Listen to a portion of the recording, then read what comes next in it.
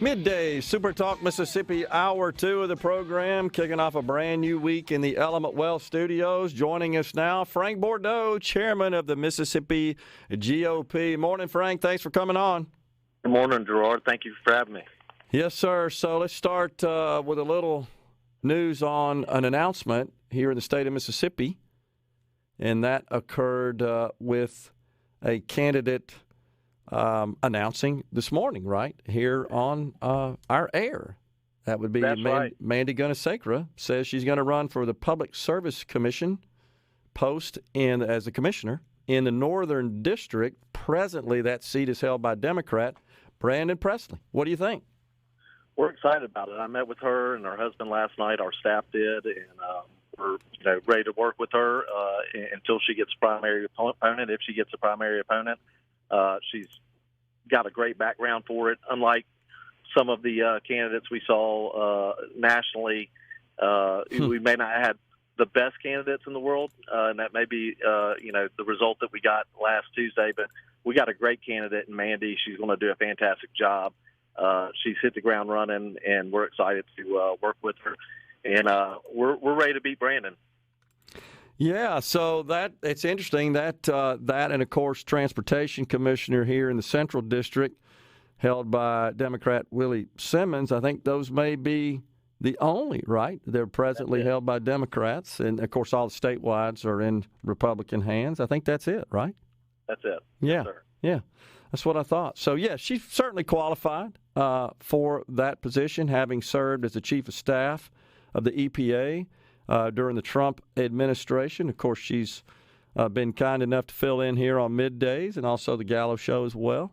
Does an excellent job, understands the political landscape, but also understands the technical aspects of the job of the PSC. So certainly well qualified. So explain, Frank, to our audience the policies, the standards of the Mississippi GOP with respect to primaries where you may have multiple candidates running as Republicans, as far as what sort of support, endorsement, assistance the party can provide those candidates. So we don't get involved in primary campaigns where that's not our job. Where our job is to focus in on the general election. We're going to get everybody filed, make sure that that's done, and we're going to work with our local parties to make sure that we have a good primary system. But as far as getting involved in endorsing any candidates, as long as I'm chairman, we're not going to do that. One thing that we're focused in on as a Republican Party now, 2023 is coming up, and we are going to tout the record that the Republicans have had over the past 3 years. It's a very good record, and it's a record that Mississippians are proud of. We just got through doing a poll here in the last month and a half, and although Mississippians were very concerned about inflation in the national economy, they were very optimistic as it relates to Mississippi and our future. And so that was, I believe it's because of the record of what we've ran on. So, and we're also very focused in on, there's a lot of gains we can make down ticket in the supervisor's race and sheriff's races. There's a lot of areas that are still Democrat that are conservative areas that vote conservative when it comes to governor or president. Right. And so we're going to work to try to grow the party down ticket. That's been a focus. We were very successful in Carthage this past Tuesday. Yeah. They didn't have a red wave nationally, but in Mississippi we did have a red wave. We expected to pick up possibly the mayor, maybe 1 or 2 council seats. We picked up 4 and the mayor, and it was overwhelming. And so a lot of hard work was done in Carthage by local folks, and the party was happy to step in and help where we could. Yeah, that was a pretty big deal that didn't get a whole lot of attention, but the shifting to the Republicans in Carthage, I think, is quite the achievement.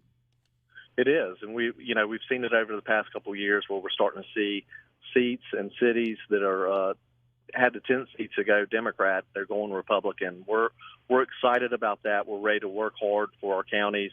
I talked to a county chairman the other day, and he really wants to move his county Republican. And just looking at the data that we have, they should be Republican. Yeah. And so we're going to continue to work hard on that through the primary season, and then any Democrats that come on, we're going to beat in November.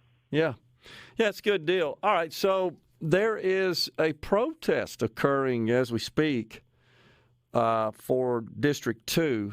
Brian Flowers, the Republican candidate, organized this. His campaign did. They're concerned about the elections process in Hinds County. Are you aware of that, and do you have any thoughts about that? I'm not aware of the protest. I really am not. I've spoken to Mr. Flowers several times since. I know they're concerned. I've spoken to our our Secretary of State. They have looked into all the issues. I've also spoken to some of the folks that were on the ground in Hinds County. Sounds like there was a lot of incompetency. I don't know if there was intentional illegal actions, but if there is, obviously, anywhere in the state, whether it's Hinds County or anywhere else, we definitely want our voters to document that on Election Day and call the authorities when it happens. We want to rid our state of any potential voter fraud. Obviously, the party is in favor of getting rid of that, as I would imagine the Democrat Party would be as well. I would hope so. Yeah, absolutely. So we got the Senate now, it appears, is down to one election. That would be the runoff in the state of Georgia. But as it stands right now, the Democrats are going to retain control of the Senate. It's either going to be 51-49 if the Democrat prevails in Georgia, or 50-50, which is what we have now, if Republican Herschel Walker pulls it out. So that's where we are in the Senate. But the House, more importantly, looks like we got about 19 races, last I checked, outstanding. Republicans lead 212 to 204, total of 216 called. How do you feel about that? Even the president a couple hours ago, Frank, said, yeah, Republicans look poised to take the House. Yeah, right now we're ahead in 10 of those races. Democrats are ahead in 9, so it looks like we're poised to win the election. I don't want to your listeners may remember this or not, but I remember in the show, you and I talking and saying that the Senate was difficult, and we believe we could pick up 10 or 12 seats in the House. The last week of the election, I got very optimistic watching the polls and everything, but I think what played out is what we expected to play out. It's a very tough calendar. It's tough to count in this election. We didn't have very good message. We kind of sounded like the Democrats. I know Rhino used to say orange man bad. Well, we were kind of like the Democrats, where we were just saying Democrats bad without really a direction or a message. And so we can blame it on bad candidates, but I was reminded yesterday when I said that, we had some candidates were bad candidates, and the person reminded me, well, the worst candidate in the nation was Fetterman, and he won. So that really isn't that good of an excuse, but there is a lot to say about our messaging and the quality of candidate, I believe. And, abortion in a lot of these states, it was definitely on the ballot. And the young folks showed up to vote in areas that we didn't anticipate, and I think that skewed the polls a little bit. So there's a lot of things that we can take out of this and work on as a party nationally. But from a state party perspective, I think we're in pretty good shape. Yeah, I totally agree with you. And but I'm glad to hear you say that. I think we've got to do a little soul searching here. The party does, and come up with a more effective strategy. It's not just a function of, flawed candidates. While I agree, maybe we could have improved there. You're so right, Fetterman. I don't know that there's ever been a worse candidate running for the U.S. Senate, but I believe that you had record turnout amongst Gen Zers, record turnout, and they broke 65, 66% for Democrats. And it just feels like that the Republican messaging isn't resonating with them, whatever that messaging is.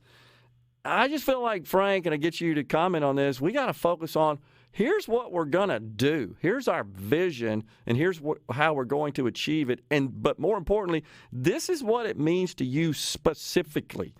And the Democrats very effectively said, we're going to lower your drug costs, we're going to lower your health care costs, we're going to address climate change, and we're going to tax the snot out of those corporations, and people like that.